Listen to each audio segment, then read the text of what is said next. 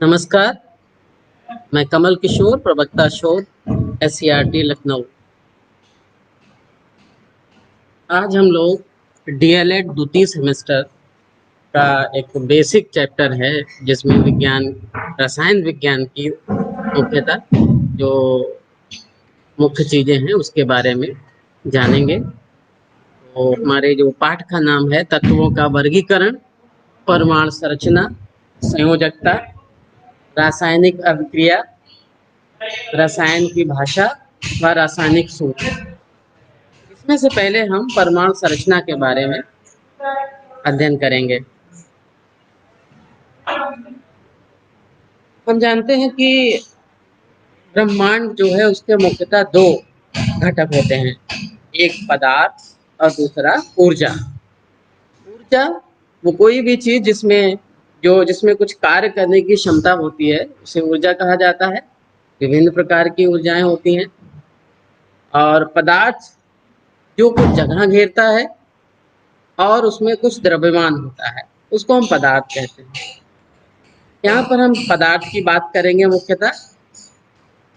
तो पदार्थ, विभिन्न प्रकार के पदार्थ यूनिवर्स में होते हैं। तो सबसे बहुत शुरू से ही जो विद्वान लोगों ने ये जानने की कोशिश की कि जो पदार्थ हैं वो मुख्यतः बने कैसे हैं। तो इस बारे में बहुत पहले लगभग 400 ईसा पूर्व भारतीय और यूनानी दार्शनिकों ने अपनी कल्पना प्रस्तुत की। और जैसे भारत में महर्षि कणाद, इन्होंने ये कहा कि जो पदार्थ है अगर उसको हम विभाजित करते जाएं, छोटे छोटे टुकड़ों में तोड़ते जाएं, तो एक ऐसी स्थिति आ जाएगी जब उसको और विभाजित करना संभव नहीं होगा। तो वो ऐसा कण जिसको और विभाजित नहीं किया जा सकता, उसको उन्होंने परमाणु नाम दिया।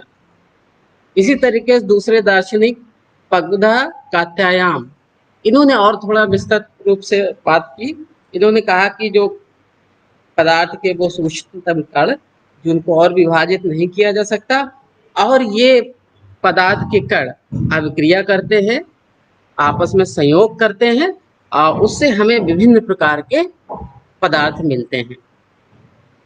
इसी तरीके से जो यूनानी दार्शनिक है डेमोक्रिटस, ल्यूसिपस, इन लोगों ने भी यही इनकी कल्पना थी कि जो पदार्थ है वो बहुत छोटे छोटे कणों से मिलकर बना हुआ है और उन कणों को परमाणु या एटम नाम दिया। एटम का मतलब होता है उसका कि और विभाजित ना, इंडिविजिबल हो, डिवाइड ना किया जा सके। लेकिन ये जो अभी हमने दार्शनिक विचार देखे तो ये कल्पना पर आधारित थे। इन विचारों को सही सिद्ध करने के लिए कोई प्रयोग नहीं किया गया, कोई प्रैक्टिकल एक्सपेरिमेंट करके नहीं देखा गया, तो ये उसको सिद्ध नहीं कर पाए।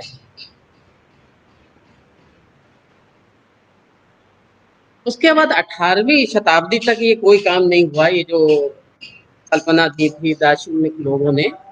लेकिन 1808 में एक ब्रिटिश शिक्षक, विज्ञान के शिक्षक, इनका नाम डाल्टन, इन्होंने 3 नियम हैं जो जब दो पदार्थ संयोग करते हैं तो उसमें कुछ नियम अप्लाई होते हैं। लेवाशिए एक रशियन केमिस्ट थे, उन्होंने पदार्थों के संयोग करने से किस तरीके से किन नियमों का पालन करते हैं उनके बारे में बताया था। उसमें एक था द्रव्यमान संरक्षण का नियम, मतलब जब भी कोई पदार्थ अभिक्रिया करता है, कोई दूसरा पदार्थ बनाता है, तो जो पहले पदार्थ है और बाद में जो नया पदार्थ, उसके द्रव्यमान में कोई फर्क नहीं पड़ता है, बराबर रहता है। ये नियम प्रतिपादित किया था लेवासिए ने। इसी तरीके निश्चित अनुपात का नियम और गुणित अनुपात का नियम, ये 3 नियम थे जो उस समय प्रपोज किए गए थे। अब इनकी व्याख्या करने के लिए, व्याख्या कैसे की जाए, उसके लिए डाल्टन ने एक सिद्धांत प्रस्तुत किया। मतलब हम कह सकते हैं कि डाल्टन का जो परमाणु सिद्धांत है वो इन तीनों नियम के आधार पर ही बनाया गया है। तो डाल्टन ने क्या कहा कि जो जो भी यूनिवर्स में पदार्थ हैं वो बहुत सूक्ष्म कणों से, जिनको कि परमाणु कहते हैं, उनसे बने होते हैं। और ये रासायनिक अपक्रिया में भाग लेते हैं। मतलब किसी रासायनिक अपक्रिया में भाग लेने वाला जो सूक्ष्मतम कण है उसे हम परमाणु कहते हैं। और कहा कि ये ना ही तो किसी अभिक्रिया में सृजित होते हैं और ना ही तो इनका विनाश होता है, बस क्या होता है, रीअरेंजमेंट हो जाता है। जैसे हम देखें HCl और NaOH की अभिक्रिया कराते हैं तो NaCl प्लस H2O बनता, तो क्या हुआ, NaOH था, अब NaCl बन गया, रीअरेंजमेंट हो जाता है। दूसरा कहा कि अगर कोई तत्व है कि किसी दिए गए तत्व के सारे परमाणु समान द्रव्यमान होता है और समान गुणधर्म होते हैं, रासायनिक और भौतिक। जैसे मान लिया आयरन है, तो आयरन एक तत्व है, अगर इसमें हम देखें तो इसके सारे परमाणु एक जैसे होंगे, उन सबका शेप, साइज, द्रव्यमान और उनके गुण समान होंगे। भिन्न भिन्न तत्वों के परमाणु अलग अलग होंगे, जैसे आयरन के परमाणु अलग टाइप के होंगे और कॉपर के अलग टाइप के होंगे। और कहा ये जो विभिन्न तत्वों के परमाणु होते हैं ये परस्पर छोटी पूर्ण संख्या, होल नंबर रेशियो में संयोग करते हैं और यौगिक का निर्माण करते हैं। जैसे हम जल की बात करें, फार्मूला होता है H2O, तो यहाँ पर 2 ग्राम हाइड्रोजन और ऑक्सीजन का एटॉमिक वेट होता है 16, तो 2:16 या 1:8। हमेशा जब भी जल बनता है तो उसमें 2:1 का ये रेशियो रहता है, इसी रेशियो में अनुपात करते हैं। मतलब ऐसा नहीं होगा कि आधा 2.5 हो जाए, 2:2.5, इस तरीके से आधा, पौना, डेढ़, इस तरीके से एटम नहीं संयोग करते, क्योंकि वो सूक्ष्मतम कण है। किसी भी यौगिक में परमाणुओं की सापेक्ष संख्या एवं प्रकार निश्चित होता है। अभी बात की हमने, कोई भी परमाणु बनता है जैसे H2 है, उसमें 2 हाइड्रोजन है, 1 ऑक्सीजन है, ये निश्चित होगा। तो जो डाल्टन के सिद्धांत के जो पॉइंट्स थे, इनको 18वीं शताब्दी में बताया गया, बहुत इंपॉर्टेंट सारे पॉइंट थे, बहुत दिनों तक चलते रहे, करीब 19वीं शताब्दी तक इसके बारे में बात होती रही। लेकिन उसके बाद क्या हुआ, कुछ ऐसे एक्सपेरिमेंट देखे गए जिनको इनके सिद्धांत में जो पॉइंट बताए गए वो उसको एक्सप्लेन नहीं कर पाए। जैसे उसमें एक होता है, अभी हम लोग छोटे क्लासेस में आपने एक्सपेरिमेंट भी किया होगा या देखते होंगे कि जब हम कंघी से सूखे बालों पर रगड़ते हैं या कंघी करते हैं, उसके बाद कागज के छोटे टुकड़ों को वो चिपका लेता है, अट्रैक्ट करता है। या हम किसी कांच की या PVC पाइप को हम एक सिल्क के कपड़े पर रगड़ें और बलून के पास लाएं, तो उसमें भी आप अट्रैक्शन और रिपल्शन की घटना देखते हैं। तो ये इन चीजों में ये क्यों अट्रैक्ट या रिपेल क्यों करा, आकर्षित कर रहा है या कभी प्रतिकर्षित करता है, ऐसा क्यों होता है, इसका जवाब नहीं मिल पाया। एटॉमिक थ्योरी में उनका एटम सूक्ष्मतम कण है, तो ये आवेश कैसे आ गया, इस बारे में डाल्टन की जो थ्योरी थी वो कुछ इस बारे में बता नहीं पाई। कि जो पदार्थों को आपस में रगड़ते हैं तो उसमें वो आवेशित हो जाते हैं, तो आवेश आता कहाँ से है, इसका आंसर हमको तब मिला जब एटम के अंदर पता चला कि कुछ और भी सूक्ष्म कण होते हैं। एटम सूक्ष्मतम नहीं है, उससे भी छोटे कण होते हैं, तब इन जो आवेश कहाँ से आता है इस चीज के बारे में पता चला। तो हम लोग आज जानते हैं कि एटम के अंदर इलेक्ट्रॉन, प्रोटॉन और न्यूट्रॉन होते हैं। इन्हें पता कैसे किया गया, इसमें बहुत से वैज्ञानिकों का सहयोग है, हमें उनके काम को अप्रिशिएट करना चाहिए। तो 19वीं शताब्दी में जो वैज्ञानिकों ने इन सभी चीज़ों के बारे में पता कर लिया था। अगर आप देखें तो इलेक्ट्रॉन की खोज थॉमसन ने की थी, गोल्डस्टीन ने प्रोटॉन की, और न्यूट्रॉन की चैडविक ने। इन साइंटिस्ट ने डिफरेंट एक्सपेरिमेंट किए और उसके आधार पर इन कणों के बारे में बता दिया कि एटम के अंदर ये कण पाए जाते हैं। अब हम उसको एक साथ देख रहे हैं कि जो 3 कण, मुख्य कण को फंडामेंटल पार्टिकल, मूलभूत कण कहते हैं, जो एटम के अंदर होते हैं।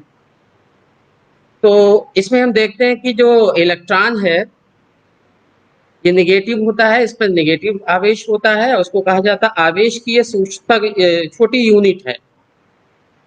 तो इस पर सापेक्ष आवेश हमने, जैसे कूलाम में तो है 1.60217 इंटू 10⁻19 कूलम। ये एग्जैक्ट है, लेकिन सापेक्ष हम इसको मानते हैं तो ये यूनिट है आवेश की, तो -1 दिया जाता है। और आप देखिए इलेक्ट्रॉन और प्रोटॉन पर जो चार्ज की मात्रा समान है।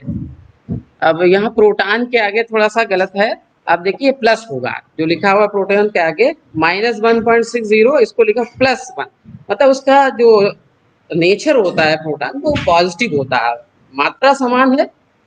इलेक्ट्रॉन पर नेगेटिव आवेश होता है और प्रोटॉन पर उतना ही पॉजिटिव आवेश होता है। अब इसको सापेक्ष आवेश में देख सकते हैं, इलेक्ट्रॉन पर -1 और प्रोटॉन पर +1।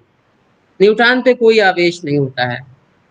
द्रव्यमान की बात करें तो देखिए इलेक्ट्रॉन का जो द्रव्यमान है किलोग्राम में 1.9382 × 10⁻31 किलोग्राम। इसी तरीके से प्रोटॉन का, ये इसकी थोड़ा सा जो पावर है वो गलत है, माइनस प्रोटॉन में देखिए -27 होता है, ऐसे ही न्यूट्रॉन में भी 10⁻27 होता है। इसको ध्यान दीजिएगा, थोड़ा सा सही करना है। प्रोटॉन और न्यूट्रॉन का अगर हम देखें मास लगभग बराबर है, न्यूट्रॉन का थोड़ा सा प्रोटॉन से ज्यादा है, बहुत कम। ऐसे ही अगर हम द्रव्यमान देखते, अगर इसको हम, एक होता है एटम, बहुत छोटा होता है, तो इसके लिए जो यूनिट किलोग्राम है वो बहुत बड़ी यूनिट है, तो इसको हम, एक और यूनिट होती है एटॉमिक मास यूनिट, या इसको यू से रिप्रेजेंट कर, जैसे किलोग्राम केजी, ऐसे ही पदार्थों के अणुओं परमाणुओं को जो तौला जाता है उसकी यूनिट होती है एमयू या एटॉमिक मास यूनिट यू। तो अगर हम इसमें देखें तो ये इसकी इलेक्ट्रॉन का 0.00054 इसी तरीके से है। इसको हम 1 मान सकते हैं प्रोटॉन और न्यूट्रॉन के केस में, और इलेक्ट्रॉन को मानते हैं नेग्लिजिबल है, तो लगभग द्रव्यमान माना भी गया है। तो ये कंपैरेटिव चार्ट है, आप देख सकते हैं। अब ये पता चल गया कि एटम जो है वो सूक्ष्मतम नहीं है, उसमें भी और सूक्ष्म कण होते हैं, इलेक्ट्रॉन, प्रोटॉन, न्यूट्रॉन। इलेक्ट्रॉन पर नेगेटिव, प्रोटॉन पर पॉजिटिव चार्ज होता है और न्यूट्रॉन पे कोई चार्ज नहीं होता है, और जो मास होता है वो इलेक्ट्रॉन के लगभग नेग्लिजिबल मास है, और बाकी न्यूट्रॉन प्रोटॉन के लगभग बराबर है। अब जब ये पता हो गया, एस्टेब्लिश हो गया कि हाँ एटम के सूक्ष्मतम नहीं है, तो ये जो कण हैं एटम के अंदर रहते कैसे हैं, हमारे प्रश्न उठता है दिमाग में कि ये कैसे रहे, अगर कोई चार्ज ना होता तो ऐसे भरे जाते, भरे रहते, कोई प्रॉब्लम नहीं थी। लेकिन जब चार्ज है पॉजिटिव और नेगेटिव, तो ये एटम के अंदर कैसे, इनका अरेंजमेंट क्या है, तो इसको समझाने के लिए बहुत से साइंटिस्ट ने अपने मॉडल प्रस्तुत किए, उन्होंने बताने की कोशिश की इलेक्ट्रॉन कहाँ रहते हैं, प्रोटॉन कहाँ रहते हैं, ये सब बताने की कोशिश की। तो उसमें सबसे पहली जो कोशिश थी वो है थॉमसन की, फिजिसिस्ट थे जिन्होंने इलेक्ट्रॉन की भी खोज की थी, इनको नोबेल प्राइज भी दिया गया था इनके काम के लिए 1906 में, इलेक्ट्रॉन की खोज के लिए। जब इलेक्ट्रॉन की खोज हो गई तब उसमें इलेक्ट्रॉन प्रोटॉन रहते कहते, इसलिए इन्होंने सिंपलेस्ट मॉडल दिया। इन्होंने कहा जो परमाणु होता है वो धनावेशित गोले का बना होता है और इलेक्ट्रॉन इसमें धसे होते हैं। इनके मॉडल को रेजिन एंड पुडिंग मॉडल भी कहा जाता है, या वाटरमेलन मॉडल। इन्होंने कहा कि ऐसे कल्पना की कि जो किशमिश वगैरह में केक बनता है, तो जो केक है वो पॉजिटिव चार्ज का है, प्रोटॉनों का बना हुआ है, और जो किशमिश होती है उसमें जहाँ तहाँ धसी होती है, तो एटम के केस में वो किशमिश जो। सबसे पहले नए वीडियो को देखने के लिए आप हमारे चैनल को सब्सक्राइब करें और बेल आइकन को प्रेस करें, जिससे कि जब भी मैं नया वीडियो अपलोड करूं तो आपको उसका नोटिफिकेशन मिल जाए।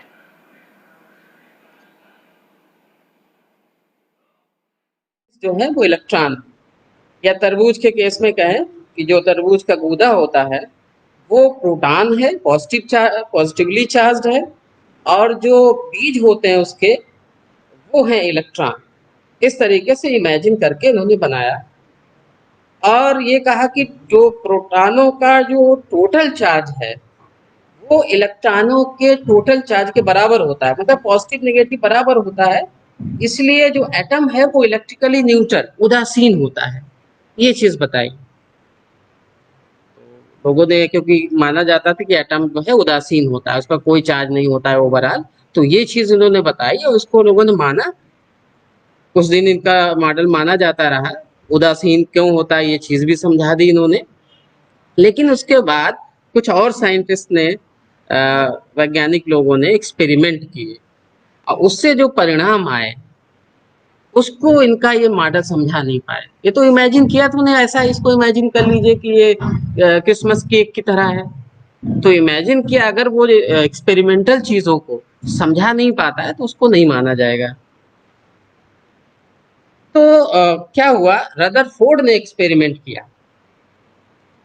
रदरफोर्ड ने क्या किया, एटम का स्ट्रक्चर समझने से पहले एक एक्सपेरिमेंट किया जिसको कहा जाता है रदरफोर्ड का अल्फा प्रतिघनन प्रयोग, अल्फा पार्टिकल स्कैटरिंग एक्सपेरिमेंट। इन्होंने क्या किया, गोल्ड की बहुत पतली पन्नी ली। गोल्ड की, क्यों हम लोग जानते हैं कि गोल्ड जो है उसकी क्वालिटी होती है, उसकी बहुत पतली शीट्स बनाई जा सकती हैं, और कोई मेटल की इतनी पतली शीट बनाई नहीं जा सकती। इसकी बहुत ही बारीक शीट बनाई जा सकती है, इसलिए मैं गोल्ड मेटल की एक शीट ली और इन पर अल्फा पार्टिकल का से बौछार कराए, बम्बार्डमेंट। अल्फा पार्टिकल क्या होता है, हीलियम एक एलिमेंट है। अगर आप पीरियोडिक टेबल में देखें, हीलियम एक तत्व है, उसमें 2 इलेक्ट्रॉन 2 प्रोटॉन 2 न्यूट्रॉन होते हैं। अगर इसके से 2 इलेक्ट्रॉन निकाल लिए जाएं तो उसमें प्रोटॉन और न्यूट्रॉन बचते हैं। तो ओवरऑल हम कह सकते हैं अल्फा कण जो होते हैं वो हीलियम परमाणु का नाभिक होता है, मतलब उस पर 2 यूनिट पॉजिटिव चार्ज होता है। तो ये कण है, इन कणों को उसके ऊपर बौछार कराई, आप डायग्राम में देख सकते हैं। और ये जो पार्टिकल है दिखाई तो देंगे नहीं हमको। अब पार्टिकल ने जो बम्बार्डमेंट कराया तो वो क्या हुआ उनको, इसको देखने के लिए उन्होंने एक, जो आपको ब्राउन कलर का शीट रिंग टाइप से दिख रहा है, ये रिफ्लेक्शन स्क्रीन है, इस पर जिंक सल्फाइड का पॉलिश है। तो अल्फा पार्टिकल जैसे ही पन्नी से पार निकल पार दूसरी तरफ जाएगा तो जहां पे टकराएगा वहां पर एक चमक पैदा होगी और उसको माइक्रोस्कोप से देखा जाएगा। तो ये उन्होंने अरेंजमेंट किया और एक्सपेरिमेंट किया। इसी को दूसरी तरफ आप देख सकते हैं, थोड़ा सा गोल्ड के जो एटम है उसमें जो अल्फा पार्टिकल एक से दूसरी तरफ जा रहे हैं, कुछ इधर उधर डिफ्लेक्ट हो रहे हैं, कुछ वापस आ रहे हैं। तो इन्होंने जो एक्सपेरिमेंट किया उसके जो ऑब्जर्वेशन है, प्रेक्षण या परिणाम, उसको देखिए उन्होंने क्या देखा। इस एक्सपेरिमेंट में जो उन्होंने ये देखा कि जो अल्फा का पार्टिकल जो पन्नी से टकराए तो उनमें से ज्यादातर जो अल्फा पार्टिकल थे वो पन्नी के आर पार निकल गए। ऐसा लगा कि पन्नी में कुछ है ही नहीं, तो उसमें मतलब बिल्कुल ऐसे लग रहा था कि ये पन्नी कुछ है ही नहीं, आर पार निकल गया अल्फा पार्टिकल बिना कोई चेंज के। उसके बाद और क्या देखा कि कुछ अल्फा पार्टिकल ऐसे थे वो जिस रास्ते से गए थे, पन्नी से टकराए थे, उससे थोड़ा सा विचलित हो गए, कुछ कोण से सीधे ना जाके, आप देख सकते हैं डायग्राम में नीचे देखिए, अपने रास्ते से विचलित होके पन्नी के पार निकल गए। और बहुत ही महत्वपूर्ण चीज उन्होंने देखी कि जब अल्फा पार्टिकल तो बहुत से लाखों करोड़ों से बौछार कराई उन्होंने, तो उन्होंने रेशियो देखा कि लगभग 12,000 अल्फा पार्टिकल रेशियो देखा। पर एक ऐसा पार्टिकल होता था जो अपने रास्ते गया और टकराया और वापस उसी रास्ते में वापस आ गया, ऐसा लग रहा है किसी ठोस चीज से टकराए हों, 180 डिग्री पे वापस हो गए। क्योंकि भाई एटम गन दिखाई तो दे नहीं रहा, तो इनडायरेक्ट तरीके से ही उन्होंने ये देखने की कोशिश की। तो ये 3 चीजें देखी कि मैक्सिमम अल्फा पार्टिकल आर पार निकल गए, कुछ अल्फा पार्टिकल अपने रास्ते से थोड़ा सा विचलित होके उसके बाद बाहर निकले, और कुछ थे बहुत कम। कितने कम कि अगर 12,000 अल्फा पार्टिकल बौछार कराया जाए तो उसमें एक पार्टिकल ऐसा होता तो अपने उसी रास्ते से वापस आ जाता था। तो ये उन्होंने ऑब्जर्वेशन थी, उन्होंने ये देखा। अब इस चीज से उन्होंने निष्कर्ष निकाला कि भाई ये ऐसा जो हो रहा है ऐसा क्यों होगा। तो इसके लिए उन्होंने जो निष्कर्ष निकाले वो आप देख सकते हैं, क्योंकि मैक्सिमम पार्टिकल आर पार निकल जा रहे थे, तो उन्होंने कहा कि इसका मतलब एटम के अंदर मैक्सिमम भाग जो है वो खाली है, उसमें कुछ है नहीं, होता नहीं, खोखला होता है। एटम का मैक्सिमम भाग खोखला है, उसमें कुछ होता नहीं है, इसलिए ज्यादातर अल्फा पार्टिकल बाहर निकल गए। दूसरा कहा कि कुछ अल्फा पार्टिकल अपने रास्ते से विचलित हो गए थे, कुछ एंगल से उन्होंने रास्ता बनाया था। तो इसके लिए उन्होंने ये कहा, क्योंकि अल्फा पर पॉजिटिव चार्ज होता है और उन्होंने अपना रास्ता थोड़ा सा बदल के निकले, इसका मतलब अंदर जो है पॉजिटिव चार्ज की कोई चीज है, इसलिए पॉजिटिव पॉजिटिव में रिपल्शन हुआ या प्रतिकर्षण हुआ, इसीलिए वो अपनी रास्ता बदल के निकल गए। और ये भी तीसरी चीज देखा कि बहुत कम अल्फा पार्टिकल ऐसे थे जो 180 डिग्री पर टकराने के बाद उसी रास्ते से वापस आ गए थे। तो इसके केस में कहा कि जो पूरे एटम का जो पूरा द्रव्यमान है, उसका जो मास है, वो पूरे एटम में ना होगा, कहीं बहुत ही छोटी सूक्ष्म जगह पर ही केंद्रित। तभी तो एक बहुत कम पार्टिकल वापस आ रहा है, वो ठोस है भाग।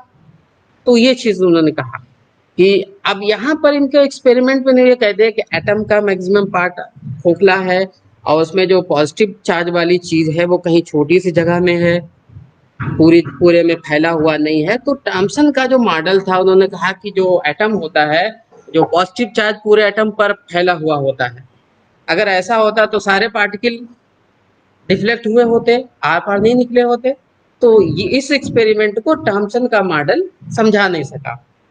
अब जब इन्होंने ये चीजें पता की, तब इन्होंने रदरफोर्ड ने अपना मॉडल प्रस्तुत किया।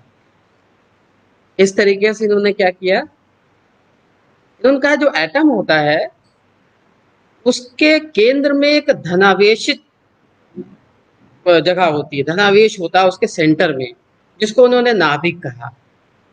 एटम है, एटम के केंद्र में एक धनावेशित केंद्र, एक सेंटर होता है, उसको उन्होंने नाभिक कहा। और ये उस समय पता चल चुका था कि प्रोटॉन की वजह से होता है। और कहा कि परमाणु का जो संपूर्ण द्रव्यमान है उसी की वजह से होता है, क्योंकि हम देखते हैं कि इलेक्ट्रॉन का जो मास था लगभग नेग्लिजिबल था, 0.0054 करके था। तो कहा कि जो पूरे एटम का मास है वो इसी न्यूक्लियस या नाभिक की वजह से होता है। और कहा कि जो इलेक्ट्रॉन होते हैं वो इस नाभिक के चारों तरफ सर्कुलर, वर्तुलाकार मार्ग में चक्कर लगाते रहते हैं, इलेक्ट्रॉन घूमते रहते हैं उसके अराउंड न्यूक्लियस के।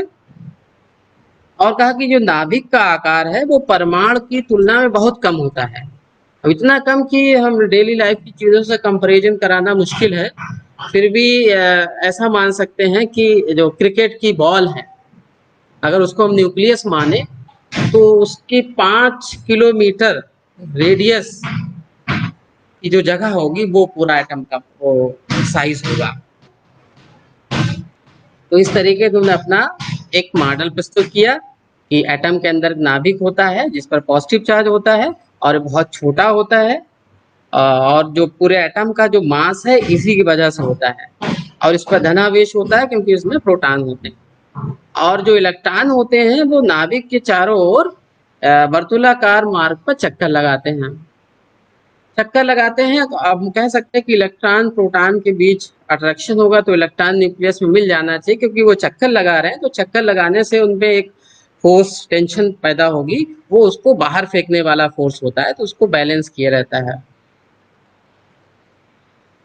ये मॉडल भी एक्सपेरिमेंट पर बेस्ड था, तो इसको माना गया, काफी दिन इस पर काम किया गया। लेकिन कुछ चीजें ऐसी थी जो इनका मॉडल एक्सप्लेन नहीं कर पाया। क्या चीज नहीं बता पाया इनका मॉडल? ये उस समय एक भौतिक विज्ञानी मैक्सवेल, भौतिक विज्ञान के फिजिसिस्ट थे वो, उन्होंने एक सिद्धांत दिया था, एक्सपेरिमेंट करके प्रूव भी किया था। उन्होंने कहा कि जब भी कोई आवेशित कण अब सर्कुलर पाथ में घूमता है, घूमेगा आवेशित पथ, तो वो ऊर्जा, उसकी ऊर्जा कम होती जाती है, वो ऊर्जा उत्सर्जित करता है विकिरण के थ्रू। विकिरण एक ऊर्जा का संचालन का एक मेथड होता है कि वर्तुलाकार मार्ग में चक्कर जब लगाता है कोई चीज, कोई चार्ज पार्टिकल, देखिए इलेक्ट्रॉन भी चार्ज पार्टिकल, उसमें निगेटिव चार्ज है, तो ये भी चक्कर लगा रहा। तो उन्होंने इलेक्ट्रॉन की खोज से पहले ये बताया था कि जब भी कोई चार्ज पार्टिकल त्वरित होके घूमता है, त्वरित मतलब जैसे गोल सर्कुलर में घूम रहा है तो हमेशा डायरेक्शन इसकी बदलेगी। जब डायरेक्शन बदलेगी तो उसमें त्वरण आएगा, एक्सेलरेशन होगा। और जब भी ऐसा होता है तो वो पदार्थ, वो आवेशित कण अपनी ऊर्जा का ह्रास करता है या कम करता है, उत्सर्जित करता रहता है। और इलेक्ट्रॉन के केस में कहा कि इलेक्ट्रॉन में भी ऐसा होना चाहिए। अब इलेक्ट्रॉन भी आवेशित कण है, आप कह रहे हैं उसके वर्तुलाकार उसमें घूम रहा है, तो ये भी इसमें त्वरित गति हुई होगी, तो इसकी ऊर्जा धीरे धीरे कम होती जाएगी। और कम होती जाएगी तो क्या होगा, जैसे डायग्राम आप यहाँ देख सकते हैं कि पॉजिटिव चार्ज है। अब इसमें देखिए इलेक्ट्रॉन दिखाएगा, इलेक्ट्रॉन घूम रहा है क्योंकि एनर्जी कम होगी, तो धीरे धीरे ये इसकी ऑर्बिट जो पथ है वो छोटा होता जाएगा और धीरे एक टाइम आएगा कि न्यूक्लियस में टकरा जाएगा। हम कह सकते हैं वो खत्म हो जाएगा, उस अस्तित्व नहीं रहेगा परमाणु का। लेकिन हम देखते हैं कि अगर एटम अगर खत्म हो जाएगा अस्तित्व, तो पूरी दुनिया उसी की बनी हुई है, तो पूरी दुनिया खत्म हो जानी चाहिए। लेकिन ऐसा होता नहीं, हम सब दिख रहा है हमको। इसका मतलब इलेक्ट्रॉन न्यूक्लियस में गिरता नहीं होगा, उससे टकराता नहीं होता है। तो वो क्यों नहीं टकराता, ऐसा क्या उसमें तरीका है, इनसे पूछा गया रदरफोर्ड के, इस चीज को समझाया है। तो इसकी व्याख्या नहीं कर पाए उस समय रदरफोर्ड कि इलेक्ट्रॉन न्यूक्लियस में क्यों नहीं गिरता है, जबकि मैक्सवेल ने प्रूव किया था कि जब भी कोई आवेशित कण कक्षा में त्वरित होकर गतिमान रहता है तो उसकी ऊर्जा टाइम के साथ कम होती रहती है। तो ये चीज थी, इसको नहीं समझा पाए, इसलिए इनका मॉडल ज्यादा दिन चल नहीं पाया। जब ये समस्या आ गई तो फिर और लोगों ने सोचा कि ऐसी वैसे अगर यही जो समस्या आपत्ति उठाई गई थी रदरफोर्ड के मॉडल में, अगर इसी आपत्ति को कोई दूर कर दे तो मॉडल ही काम करने लगेगा। तो इसके लिए नील बोर्स, ये भी फिजिसिस्ट थे, भौतिक विज्ञानी, इन्होंने कुछ बताया। इन्होंने कहा जो इलेक्ट्रॉन होते हैं, इन्होंने कहा एटम जो न्यूक्लियस होता है उसके अराउंड सर्कुलर पाथ होते हैं, और उन सर्कुलर पाथ को डिस्क्रीट ऑर्बिट कहा उन्होंने, मतलब निश्चित ऊर्जा के ऑर्बिट होते हैं। और जब इलेक्ट्रॉन एक निश्चित रेडियस और निश्चित ऊर्जा के, इन्होंने कहा ऊर्जा होती है उन कक्षाओं की और न्यूक्लियस उनकी एक फिक्स रेडियस होती है, जब इन ऐसे ऑर्बिट में इलेक्ट्रॉन घूमता है तो वो अपनी ऊर्जा उत्सर्जित नहीं करता है, उसकी ऊर्जा कम नहीं होती है। इसलिए क्योंकि उसकी ऊर्जा कम नहीं होगी तो वो उसमें लगातार घूमता रहता है। तो उसका मतलब ये कह दिया उन्होंने कि जो ऑर्बिट हैं, या जो उन्होंने ऑर्बिट कहा है सर्कुलर ऑर्बिटर, उसमें इलेक्ट्रॉन की एक फिक्स ऊर्जा होती है और रेडियस होती है उनकी न्यूक्लियस से। अब जब उन्हीं में जब घूमता रहता है अपनी फिक्स्ड ऊर्जा और रेडियस के ऑर्बिट में, तो अपनी ऊर्जा को विकृत नहीं करता है, रेडिएट नहीं करता है, और उसी में घूमता रहता है। इन जिस इलेक्ट्रॉन जिसमें घूमता है उससे पहले उन्होंने सर्कुलर ऑर्बिटल कहा, इन्होंने कहा कि सर्कुलर ऑर्बिट होते हैं। डिस्क्रीट ऑर्बिट कहा उनको, डिस्क्रीट क्यों, क्योंकि उनकी एक निश्चित ऊर्जा होती थी, एक फिक्स कंटिन्यूअस नहीं कि जैसे कोई भी ऊर्जा किसी की हो सकती है। तो कुछ उसका मैथमेटिकल कैलकुलेशन थी, कोणीय संवेग के आधार पर उन्होंने निकाला था। तो उनकी एक निश्चित होती है, कंटिन्यूअस नहीं। जब उसमें घूमता है तो अपनी ऊर्जा एमिट नहीं करता है। इन कक्षाओं को, इन ऑर्बिट्स को उन्होंने कोश भी या ऊर्जा स्तर भी कहा, एनर्जी लेवल्स भी कहा, जिसमें इलेक्ट्रॉन घूमते थे। उनकी आपत्ति जो थी रदरफोर्ड मॉडल में, ये खत्म हो गई थी। तो आजकल जो हम जनरली बोर का मॉडल इस्तेमाल करते हैं, हालांकि इसके बाद और भी इनके मॉडल में भी कुछ आपत्तियां उठाई गई। तो उसके बाद एक क्वांटम मैकेनिकल मॉडल आया है, तो क्वांटम फिजिक्स पर आधारित है। लेकिन हम जो जनरली इन्हीं के मॉडल से अपनी समस्याएं सॉल्व कर लेते हैं, तो इसी के बारे में हम लोग देखते हैं। जैसे इन्होंने बताया कि जो न्यूक्लियस के अराउंड ऑर्बिट्स होते हैं, ऑर्बिट जिसको एनर्जी लेवल्स या कोश भी कहा, इंग्लिश में शेल। तो देखिए न्यूक्लियस, ब्लू कलर ये न्यूक्लियस है, इसमें फर्स्ट जो है उस ऑर्बिट को हम पहली कक्षा या के शेल कहते हैं। उसके जैसे न्यूक्लियस से दूर जाते हैं तो KLM 1 2 3 4 इस तरीके से ये इन्होंने कक्षा का निर्धारण किया और इन्होंने कहा कि सबकी अपनी ऊर्जा होती है। एक चीज अभी हम जब बोर का मॉडल पढ़ रहे थे, एक चीज हमने कहा कि इलेक्ट्रॉन जब अपने फिक्स एनर्जी और फिक्स रेडियस के ऑर्बिट में घूमता है तो अपनी ऊर्जा को कम नहीं उसकी होती है। लेकिन कभी कभी क्या होता है, इलेक्ट्रॉन एक कक्षा से दूसरी कक्षा में जंप कर जाता है। जब एक से दूसरी कक्षा में जाएगा, जाहिर सी बात है कि जो ऑर्बिट्स हैं, जो कक्षाएं हैं, वो सबकी एक अलग एनर्जी होती है। तो मान लीजिए यहाँ पर आप देखिए, पहली कक्षा से दूसरी कक्षा में इलेक्ट्रॉन दूसरी से पहली में गया तो एनर्जी का अंतर हुआ। जो वो अंतर होगा वो या तो एमिट होगा, या हम कैसे पहली कक्षा से दूसरी कक्षा में जाएगा, कम एनर्जी से दूसरी कक्षा में जाएगा तो कुछ ऊर्जा अवशोषित करेगा, और या ज्यादा वाले से कम वाले में जाएगा तो कुछ ऊर्जा अवशोषित उत्सर्जित करेगा। तो ये भी इन्होंने ये चीज बताई थी और इससे और भी चीजें बताई जा सकी। परमाणु में इलेक्ट्रॉन की हमने बात की कि डिफरेंट ऑर्बिट्स में इलेक्ट्रॉन भरे होते हैं, तो उसके भी कुछ नियम हैं। ऐसे नहीं किसी भी कक्षा में, किसी भी कक्षा में हम शेल में कोई भी चाहे जितने इलेक्ट्रॉन भर दें, ऐसा नहीं होता। इसके भी लिए कुछ रूल्स हैं। तो उस रूल का नाम है बोर एंड बरी। तो साइंटिस्ट उन्होंने कुछ नियम बताए, उसको बोर बरी स्कीम भी बोलते हैं। इन्होंने बताया किस तरीके से इलेक्ट्रॉन ऑर्बिट्स में, कोशों में भरे जाते हैं।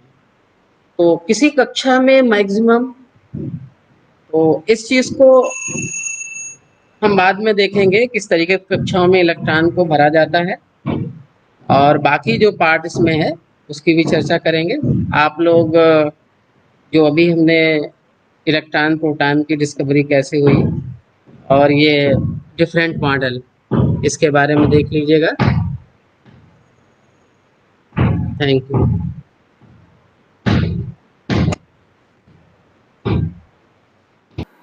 सबसे पहले नए वीडियो को देखने के लिए आप हमारे चैनल को सब्सक्राइब करें और बेल आइकन को प्रेस करें, जिससे कि जब भी मैं नया वीडियो अपलोड करूं तो आपको उसका नोटिफिकेशन मिल जाए।